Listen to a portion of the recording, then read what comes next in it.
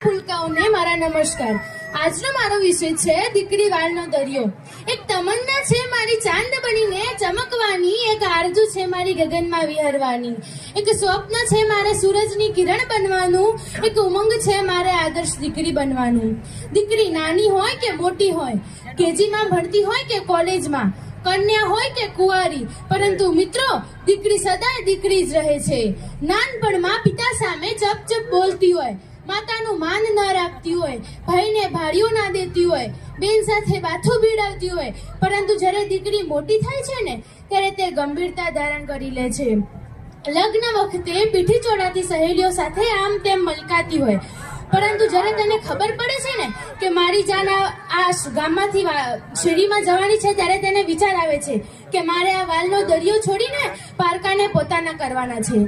જ્યારે દીકરી લગ્ન કરીને સાસરિયામાં જાય ત્યારે સાસરિયાવાળા કે ગામવાળા પૂછે કે વહુ કરિયાવરમાં શું શું લાવ્યા, ત્યારે તે દીકરીની લાગણી ત્યાં જ ખોરવાઈ જાય છે।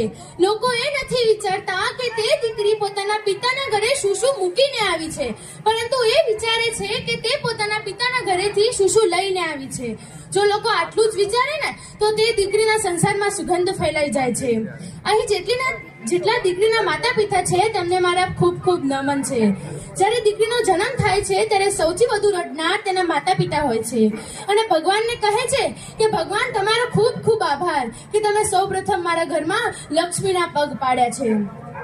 પિતાના કાળજાનો કટકો છે દીકરી, વાત્સલ્ય મમતા સ્નેહથી છલકાતો ઘડો એટલે દીકરી। ઘરના દરેક સભ્યની સંભાળ રાખે તે દીકરી, માતા પિતાના સંસ્કારોને શોભાવે તે દીકરી।